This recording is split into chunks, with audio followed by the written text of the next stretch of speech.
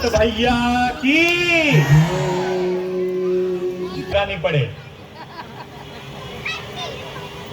तो बोलिए भरत भैया की। हाँ, आप लोग सुन रहे हैं कि खुद नंदीग्राम चले गए। देखिए, कैकेयी जी ने कहा कि श्री राम जी, मुझे बस एक ही बात का अफसोस है कि भरत मुझे जीवन। तब प्रभु ने समझाया था कि मां, आपके इस कार्य से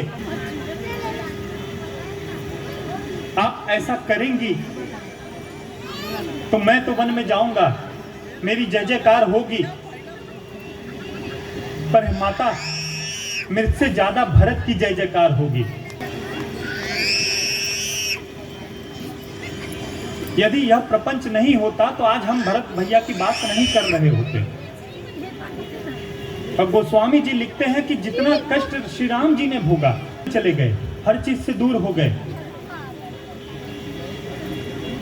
जो कष्ट श्री राष्ट्र भरत जी, हम माताएं हम उपवास करते हैं, वो भी स्वादिष्ट भोजन, तो अंदर बड़ा कष्ट होता है ना।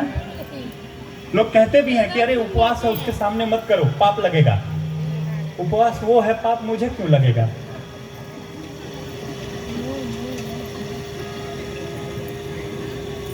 तो जब भोग की वस्तु आपके समक्ष है और आप उसे भोग नहीं रहे हैं, यह अपने आप में एक त्याग है। और इसलिए भरत जी का त्याग श्री राम जी से भी बड़ा है।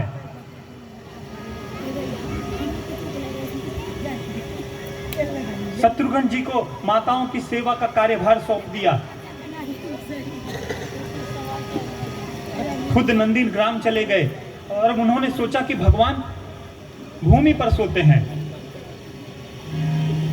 तो मैं तो प्रभु का सेवक हूं, मैं भूमि पर कैसे सो सकता हूं।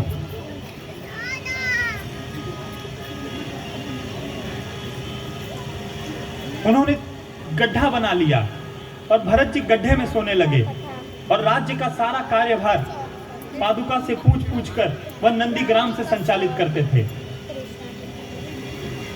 जो वेश राम जी ने बनाया था वही वेश वह भी बनाकर और वही त्याग कर वह नंदीग्राम में रहने लगे।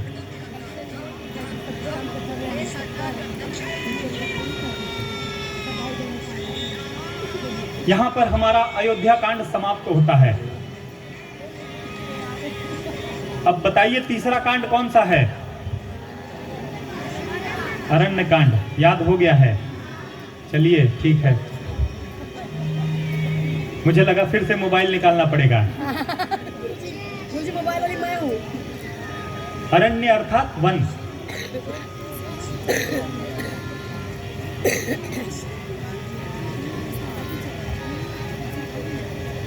मैंने प्रथम ही कहा था कि समय का थोड़ा अभाव है, कल आखिरी दिवस।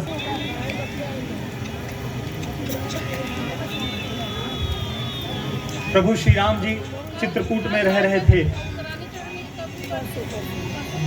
एक दिन प्रभु श्री राम जी और माता सीता बैठी हुई थी।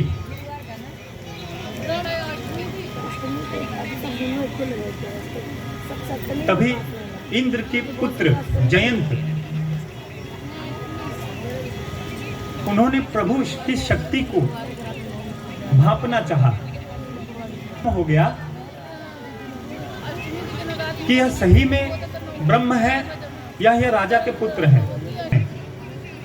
और प्रभु इतना बेहतरीन अभिनय कर रहे हैं और आपको प्रभु ने कहीं भी अपनी प्रभुत्वता नहीं दिखाई, कोई चमत्कार, कोई अनोखा कार्य नहीं किया। उन्होंने वही काम की उन्होंने वही कार्य किया जो एक मनुष्य की मर्यादा में आता है। यहां जयंत ने सोचा कि क्यों न प्रभु को परखा जाए, और जयंत आया और उसने माता सीता के चरणों में चोंच मार दी। सीता चरण चोच हति भागा। राम राम जी ने एक तिनका उठाया और उस पर ब्रह्मास्त्र का संधान किया और जयंत के पीछे छोड़ दिया। अच्छा, जयंत की अमोघ गति, वह मन की गति से कहीं भी जा सकता है। वह उड़ने लगा, जान बचाने के लिए भागने लगा और प्रभु का ब्रह्मास्त्र उसका पीछा करने लगा। जयंत भागते हुए अपने पिता के पास पहुंचा। पिता को जब बताया कि मैंने ऐसा कार्य किया है, पिता ने कहा कि यहां मत ठहरो, जल्दी यहां से निकलो, जल्दी निकलो यहां से। जयंत भागते हुए ब्रह्मा जी के पास पहुंचा। ब्रह्मा जी ने भी उसे के पास जयंत सहायता के लिए जा सकता था, वह गया, परंतु किसी ने उसकी सहायता नहीं की।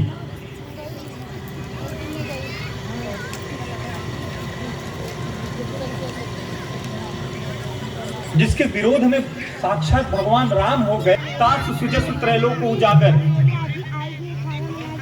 वही विजयी होता है, वही विनयी होता है, उसी का सुजस फैलता है। किसका?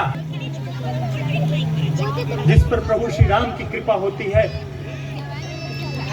उसी की विजय होती है। और जो श्री राम के विमुख हो गया, वह इस ब्रह्मांड के विमुख हो गया। यह जयंत की यह दशा देखकर नारद जी को बड़ी दया लगती।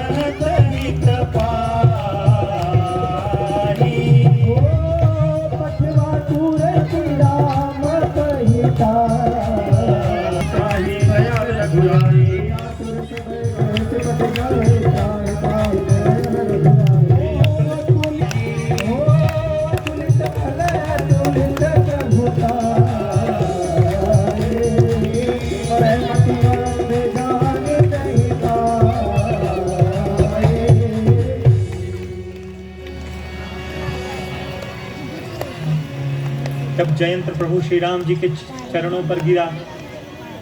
भक्त वात्सल्य प्रभु श्री राम जी ने सजा के तौर पर उनकी एक आंख ले ली और उन्हें क्षमा कर दिया। बोलिए सियावर रामचंद्र की। यहां से कथा आगे बढ़ी। प्रभु ने सोचा कि चित्रकूट में सब परिचय हो गया है, अयोध्या के नगरवासी यहाँ पहुँचते रहते हैं, तो अब मुझे और भीतर वन में जाना चाहिए। और प्रभु वहाँ से आगे की यात्रा प्रारंभ करते हैं।